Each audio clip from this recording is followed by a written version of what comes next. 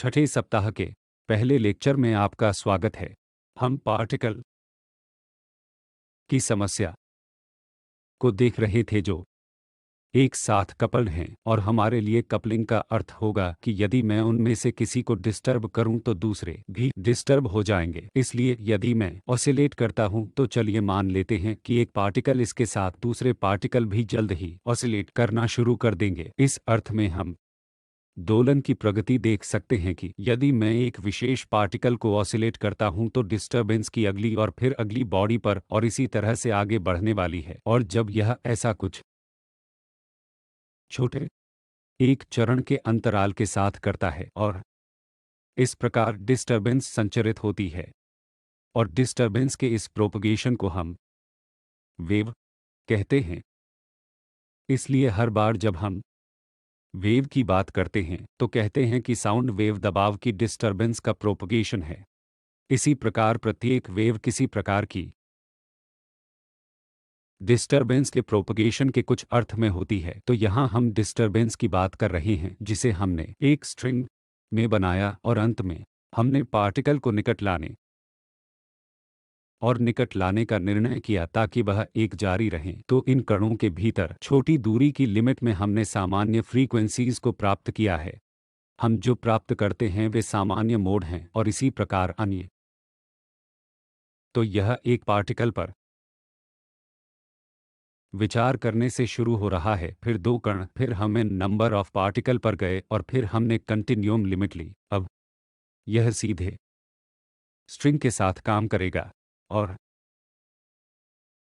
देखें कि यह प्रकार के ऑसिलेशन को प्रदर्शित करेगा या ऑसिलेशन के पैटर्न को प्रदर्शित करेगा। तो प्रश्न फिर से एक स्ट्रिंग के सामान्य मोड ऑसिलेशन के बारे में है। तो शुरुआती बिंदु एक स्ट्रिंग के एक छोटे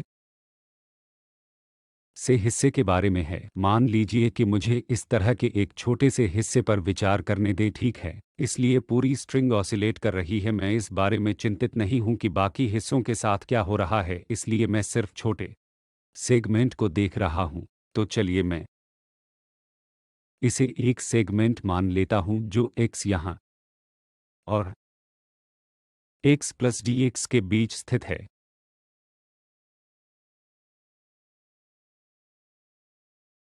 और इस सेगमेंट x पर यह एक कोण थीटा क्षैतिज के साथ और x प्लस पर यह एक कोण थीटा प्लस डी थीटा क्षैतिज के साथ बनाता है। और हम मान लेते हैं कि स्ट्रिंग निश्चित रूप से ऑसिलेटिंग कर रही है, और स्ट्रिंग में द्रव्यमान है जो समान रूप से वितरित किया जाता है। तो दूसरे शब्दों में स्ट्रिंग का घनत्व पूरे स्ट्रिंग में समान है, और हम घनत्व या अधिक सही ढंग से स्ट्रिंग के लीनियर घनत्व को पंक्ति द्वारा, और हम यह भी मानेंगे कि स्ट्रिंग में यूनिफॉर्म टैन थीटा टी है। स्पष्ट रूप से समस्या के फिजिक्स से हम यह पता लगा सकते हैं कि क्षैतिज दिशा में कोई नेट बल नहीं है, इसलिए पूरी स्ट्रिंग क्षैतिज रूप से नहीं चलती है। केवल वर्टिकल दिशा में बल हैं जो ऑसिलेशन की ओर ले जाता है। इसलिए मैं इस सेगमेंट की इन लंबाई को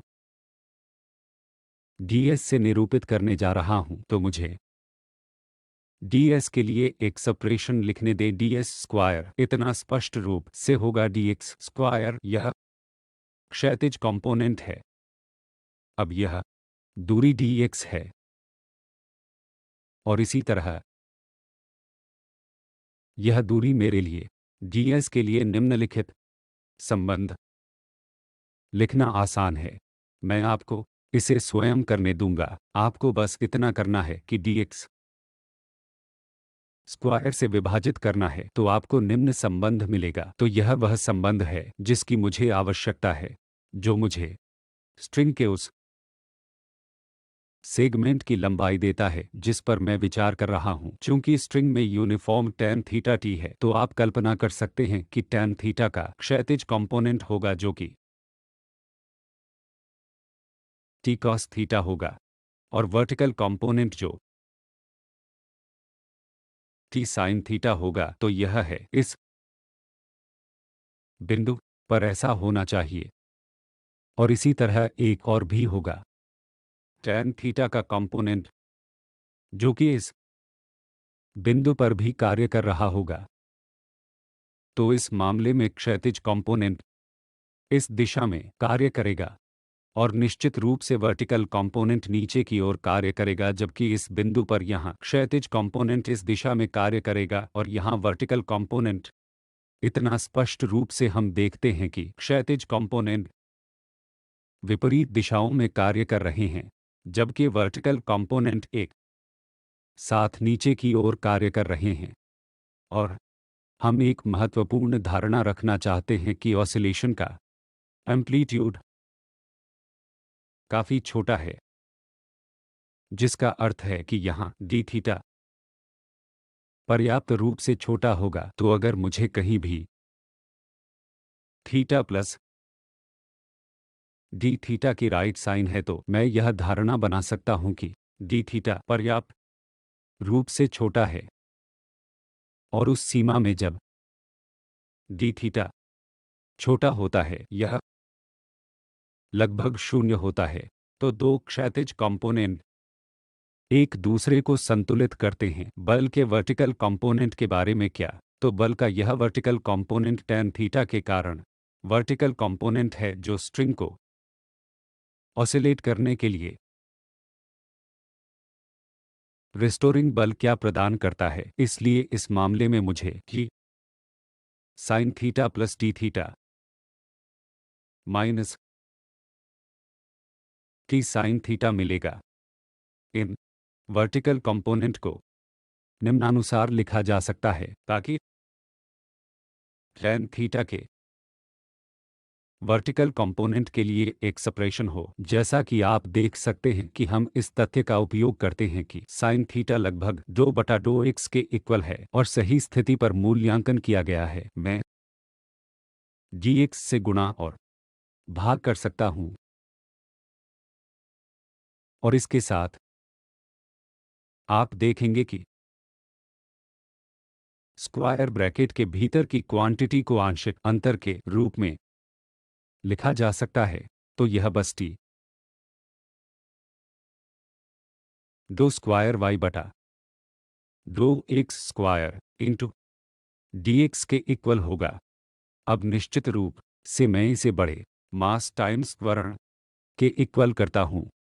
तो स्ट्रिंग का द्रव्यमान लीनियर घनत्व होगा जो स्ट्रिंग के सेगमेंट से गुणा किया जाता है, जिसे माना जा रहा है कि dx उस सेगमेंट की लंबाई है जो हम विचार कर रहे हैं। और निश्चित रूप से फिर से उस सीमा में जब ऑसिलेशन का एम्पलीट्यूड छोटा है, हम मानते हैं कि ds dx के लगभग इक्वल है। इसलिए यदि आपको याद है कि हमने वास्तव में ds के लिए एक्सप्रेशन लिखी है जो स्ट्रिंग के सेगमेंट की वास्तविक लंबाई है, और अब छोटे ऑसिलेशन की लिमिट में हम यह मान लेते हैं कि ds dx के बहुत निकट है। इसलिए मैं इस तथ्य का उपयोग करता हूं कि रो इंटू dx स्ट्रिंग का द्रव्यमान है और इसके 2 स्क्वायर y बटा 2t स्क्वायर से गुणा किया जाता है, और यह g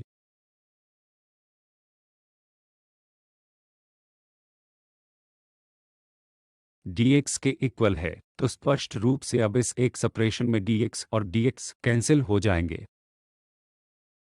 मेरे पास अभी यह समीकरण बची है जिसे हम पहले ही देख चुके हैं। तो मुझे x और t पर y की सही निर्भरता के लिए स्पष्ट रूप से बताएं। तो यह होगा t बटा रो 2 स्क्वायर y बटा 2x स्क्वायर। आगे आइए देखें कि रो द्वारा यह टर्म t बटा रो हमें क्या बताएगा, और यह देखने के लिए कि क्विक डायमेंशनल एनालिसिस करना क्या अधिक आसान है। इसलिए यदि आप इस समीकरण के बाईं ओर देखते हैं तो इसमें लंबाई स्क्वायर बटा आयाम समय स्क्वायर के होते हैं क्योंकि इसका डो स्क्वायर वाई बटा डो टी स्क्वायर होता है, इसलिए इसकी लंबाई स्क्वायर बटा समय स्क्वायर है। और यहाँ राइट हैंड साइड मेरे पास निश्चित रूप से रो बटा टी है। मुझे इस बात की चिंता नहीं होगी कि यह अभी क्या है, और यहाँ मेरे पास लंबाई स्क्वायर बटा लंबाई स्क्वायर है क्योंकि इसका डो स्क्वायर वाई डो एक्स स्क्वायर। तो यह विमा निश्चित रूप से एक दूसरे को कैंसिल कर देगा, जिसका अर्थ है कि यह मुझे बताता है कि यह टी बटा वाई रो वेलोसिटी के डायमेंशन से मेल खाता है। स्पष्ट रूप से एल बटा टी निश्चित रूप से समय के अनुसार विभाजित विस्थापन है, और एल स्क्वायर बटा टी स्क्वायर वेलोसिटी का स्क्वायर। तो यह क्वांटिटी टी बटा रो में वेलोसिटी स्क्वायर का डायमेंशन होना चाहिए। वास्तव में यह पता चला है कि यह केवल वेव के वेलोसिटी को दर्शाता है। तो आमतौर पर इसे इस तरह से लिखा जाता है कि यह equation C square equal T बटा रो है। यह स्ट्रिंग के टेंशन पर निर्भर करता है, और दूसरा हिस्सा निश्चित रूप से लीनियर घनत्व है। स्ट्रिंग वह माध्यम है जिसमें वेव गति कर रही है। टेंशन माध्यम के प्रॉपर्टी के अनुरूप है, और निश्चित रूप से पोटेंशियल एनर्जी इस तथ्य से आती है कि आपको स्ट्रिंग में टेंशन है रो, जो लीनियर घनत्व है, मूल रूप से गतिज ऊर्जा से संबंधित गुण के लिए जिम्मेदार है। तो किसी ऐसी चीज के बीच का अनुपात जो पोटेंशियल एनर्जी के लिए जिम्मेदार है, जो कि गतिज ऊर्जा के लिए जिम्मेदार है। तो यहाँ फिर से मेरे पास वेव समीकरण है, और आपको फिर से याद दिलाने के लिए कि हमने बाउंड्री कंडीशंस के बारे में चिंतित नहीं है। बाउंड्री कंडीशंस में डाल दिया जाएगा जब हम वास्तव में एक विशिष्ट समस्या के लिए हल करते हैं। अब समाधान के बारे में क्या है, इसलिए जब मेरा मतलब समाधान है तो मेरा मतलब निम्नलिखित है कि मैं जानना चाहता हूं कि x और t के कार्य के रूप में y क्या है। दूसरे शब्दों में मैं जानना चाहता हूं कि किसी विशेष समय पर स्ट्रिंग पर किसी विशेष पोजीशन में विस्थापन क्या होता है। अगर मैं यह जानता हूं तो निश्चित रूप से मैं दावा कर सकता हूं कि मैंने समस्या को पूरी तरह से हल कर लिया है। यह देखना आसान है कि एक संभावित हल सी टी माइनस एक्स के रूप f का हो सकता है। इसलिए c निश्चित रूप से वेलोसिटी है, t समय है, और x निश्चित रूप से स्ट्रिंग के साथ पोजीशन है। इसलिए या तो कोई सी टी माइनस एक्स का कुछ फंक्शन ले सकता है या कुछ सी टी प्लस एक्स का फंक्शन, इनमें से कोई भी समाधान के रूप में कार्य करेगा। अब मुझे बस इन दो क्वांटिटी को यह और यह इस समीकरण में प्लग करना होगा। इसलिए यह देखना बहुत आसान है कि क्या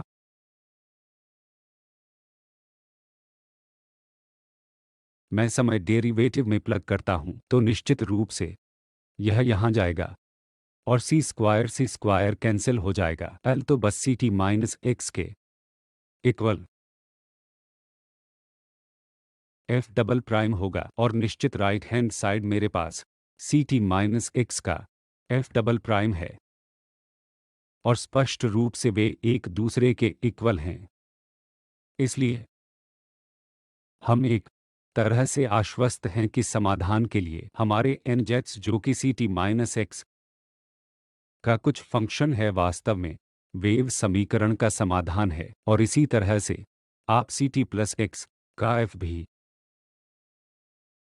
समझ सकते हैं, और अपने आप को यह विश्वास दिला सकते हैं कि term C T plus X का कोई भी फंक्शन वेव समीकरण का एक हल होगा। मैं जानना चाहता हूं कि कुछ फंक्शन निर्दिष्ट करता है, इसलिए हम जानते हैं कि हम ऑसिलेटरी सिस्टम के साथ काम कर रहे हैं। स्ट्रिंग ऑसिलेट कर रही है, इसलिए हमें साइन और कोसाइन फंक्शन के आसपास काम करने की उम्मीद करनी चाहिए। इसलिए यदि आप स्ट्रिंग का कोई छोटा सेगमेंट लेते हैं जो शायद एक पार्टिकल जैसा है, और यह मूल रूप से ऊपर और नीचे जा रहा है, इसलिए यदि मैं अपने सेल फोन को एक स्ट्रिंग के एक इन्फिनिटेसिमल सेगमेंट पर फोकस करता हूं तो यह कुछ नहीं कर रहा है लेकिन बस ऊपर और नीचे ऑसिलेशन कर रहा है, जिसका समाधान हम अपने लेक्चर के पहले सप्ताह से ही जानते हैं। तो समाधान या तो एक साइन फंक्शन या कोसाइन फंक्शन होना चाहिए। इसलिए इसके आधार पर मैं कह सकता हूं कि एक छोटे से सेगमेंट के लिए y विस्थापन sine omega T minus phi होना चाहिए, ताकि उस सेगमेंट के ऑसिलेटिंग के बाद एक संभावित समाधान होना चाहिए। तो किसी तरह मैं इसे टी माइनस एक्स में लाना चाहता हूं, जिस स्थिति में मैं इसे 2 पाई म्यू गुणा माइनस टी के रूप में फिर से लिख सकता हूं, और यह फाई जो अनिवार्य रूप से रेडियंस में है, मैं इसे 2 पाई एक्स वटा लैम्ब्डा के रूप में लिखता हूं। और अब सी टी माइनस एक्स प्राप्त करने के लिए मैं इस 2 पाई सी बटा लैम्ब्डा से बदल सकता हूं। अब आप देखेंगे कि इसमें मैं 2 पाई बटा लैम्ब्डा के बाहर ले सकता हूं, तो मेरे पास सी टी माइनस एक्स होगा। इतना स्पष्ट रूप से मैंने इसे वेव समीकरण का हल प्राप्त किया है। तो y वह विस्थापन है जो पोजीशन और समय का एक फंक्शन है, और जैसा कि हम चाहते थे, हम सी टी माइनस एक्स और के कुछ फंक्शन के रूप में हल लौटाते हैं। और ऐसा करने में हम इस तथ्य से प्रेरित थे कि स्ट्रिंग का एक छोटा सेगमेंट मीन पोजीशन के बारे में ऑसिलेट के अलावा कुछ नहीं करता है। और आपको याद दिलाने के लिए कुछ न्यूआंस की फ्रीक्वेंसी है। ओमेगा एंगुलर फ्रीक्वेंसी है,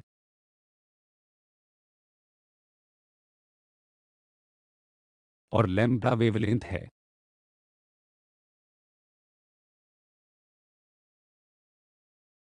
और फाई निश्चित रूप से फेस है। हम वेव वेक्टर नामक एक और क्वांटिटी भी पेश कर सकते हैं, जो कि है जो लैम्ब्डा बटा 2 पाई होगी। तो के वेव वेक्टर है, और अगर मैं के में प्लग करता हूं तो मैं के संदर्भ में समाधान लिख सकता हूं, और वह एक्स टी का y बन जाएगा, जो एक साइन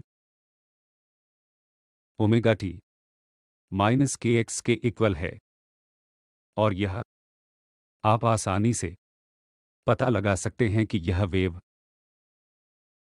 से मेल खाती है, पॉजिटिव एक्स दिशा में गति कर रही है। इसी तरह मैं एक और समाधान लिख सकता हूं जो एक्स का y है T sign omega T plus के एक्स के इक्वल है। तो यह उस वेव के अनुरूप होगा जो नेगेटिव एक्स की दिशा में गति कर रही है।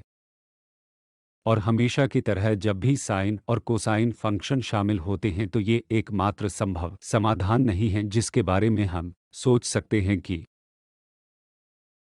इसे एक्सपोनेंशियल फंक्शन के रूप में लिखने के तरीके हैं। हम पहले ही देख चुके थे कि पहले अंत में मैं उस टर्म को भी इंगित करता हूं जिसे हमने के को 2 पाई बटा लैम्ब्डा के रूप में लिखा था। लेकिन यदि आप गुणा करते हैं और न्यू से विभाजित करते हैं, आप इसे ओमेगा बटा सी भी लिख सकते हैं। अगला मॉड्यूल इन समाधानों के अधिक गुणों को देखकर जारी रहेगा और कुछ वास्तविक समस्याओं को हल करने का प्रयास करेगा। आप देखेंगे कि समाधान प्राप्त करना इस अर्थ में एक सामान्य समाधान है कि हमने कोई बाउंड्री कंडीशन नहीं रखी है, लेकिन अगले कुछ लेक्चर में हम बाउंड्री कंडीशन को रखेंगे और विशिष्ट समस्याओं के विशिष्ट समाधान प्राप्त करेंगे।